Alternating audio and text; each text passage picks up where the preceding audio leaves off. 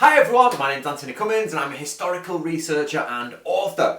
And today I'm doing a response video for Shadversity. Now Shad asked a question, and the question was how powerful are Japanese longbows in the 11th century?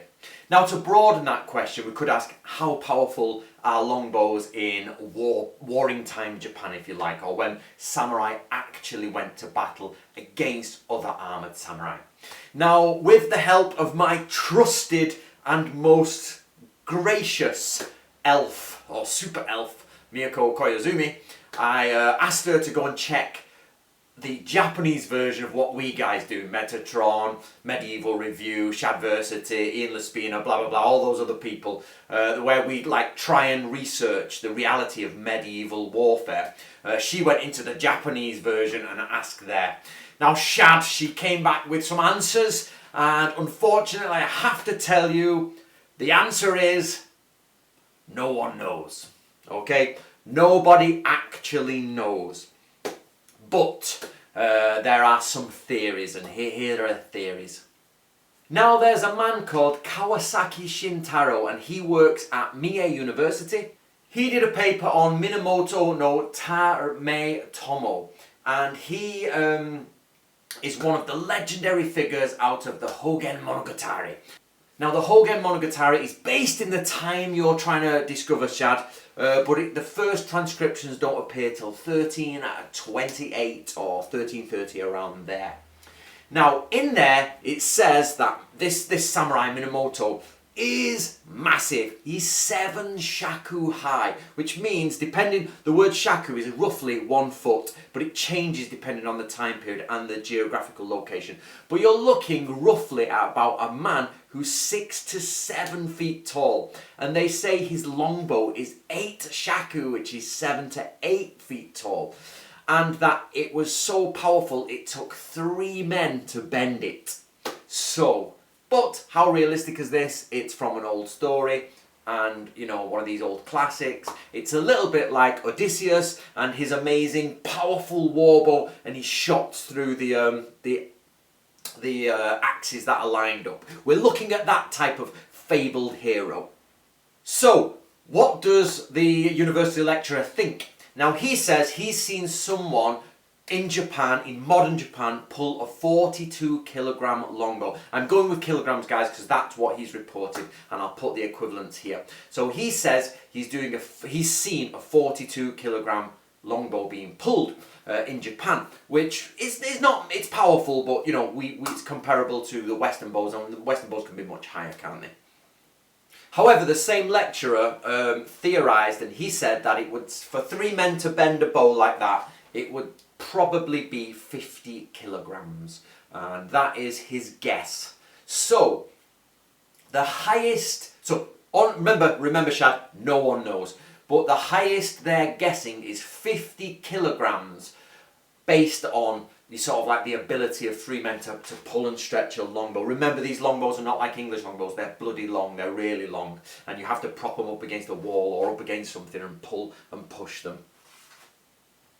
So, at the mythical, legendary top end, you've got about 50 kilograms.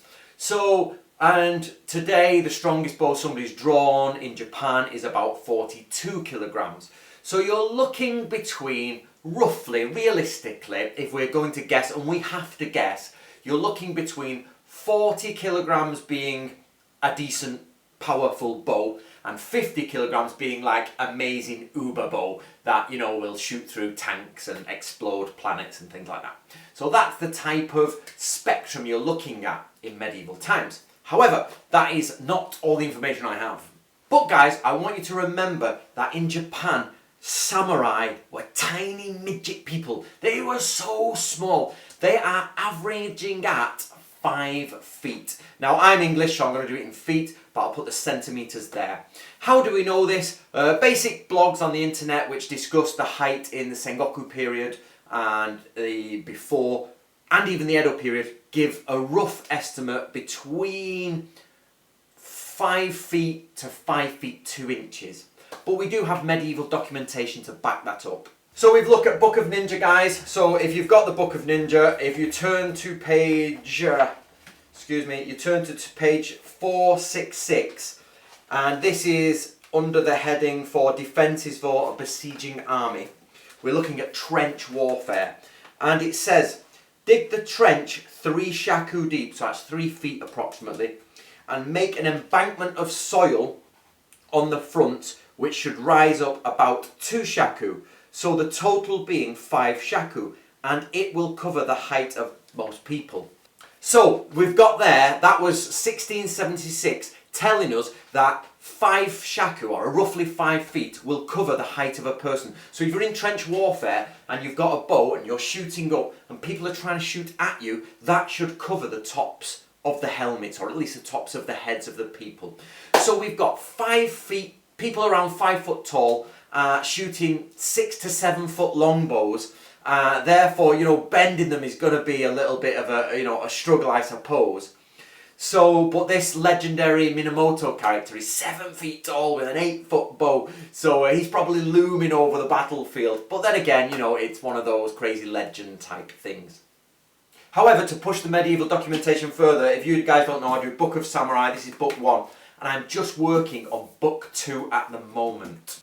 It is also said that bows should be a little weaker than the owners can actually draw when used in battle, as the purpose is to shoot as many arrows as possible. This is found in the Wubeiji, or the Wubeiji, depending on how you want to pronounce it. So that's Natori, that's Isui Sensei, talking to us and telling us that even if you can pull a powerful bow, drop your weight down, because the idea is to shoot as many arrows as possible, not massively to penetrate. Now, in another section from the same translation, now this again is actually Commentator 2, which puts it at post 1700. Now he says, Commentator 2, so in Natori Ryu, the Samurai School of War, you get Isui Sensei is around circa 1670, writing these, 1660, 1670, and Commentator 2 is roughly around 17 to 1720, 1730, because of the way they speak and some of the things they mention. And it says, Commentator 2, foot soldier bows are not so strong and may not have sufficient penetrating power to get through armour. But by loosening arrowheads from the shaft, they will remain inside the body after, if they do penetrate. So he's telling us there, basically, try and loosen the arrowheads and shoot them, and shoot as many as possible, and when some of them do go in, they're going to pull the arrows out and the heads will remain inside, and obviously that causes a lot of problems then. If the shaft with the head can come out, you can survive, but once the head falls off and starts rattling around your body in medieval times, there's a bit of a problem. So what do we have? Let's round up. Right, basically guys, what we've got is, the question is, how strong are medieval Japanese bows in war? We just don't know. However, at the extreme top end, in like what they class as legendary strong Odysseus style bows, you've got 50 kilograms. And then of course they're not all the same, so we could go down to 20-30 kilograms, but realistically you're looking at 35, 40, 45 kilograms, that range for your medieval strong samurai who's trained all his life, trained on horseback, he's pretty ripped.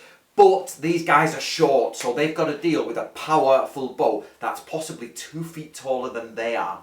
And then they're most likely dropping the poundage down, because especially in the Sengoku period, they're dropping the poundage down so that they can get as many arrows out as possible instead of weakening and tiring, because you're pushing at your max and you're like, doof, and after a few of them you're a bit buggered. So, and then on top of that, they're probably loosening the arrowheads and going in. So Shad, that was what our super elf got for you and what we've been translating at the moment. I hope that helps, guys. Right guys, I hope you enjoyed that. Let me know what you think about Japanese archery. Let me know if you shoot a bow, and let me know what poundage you shoot. Put it in the links below. Subscribe, and I'll see you next time.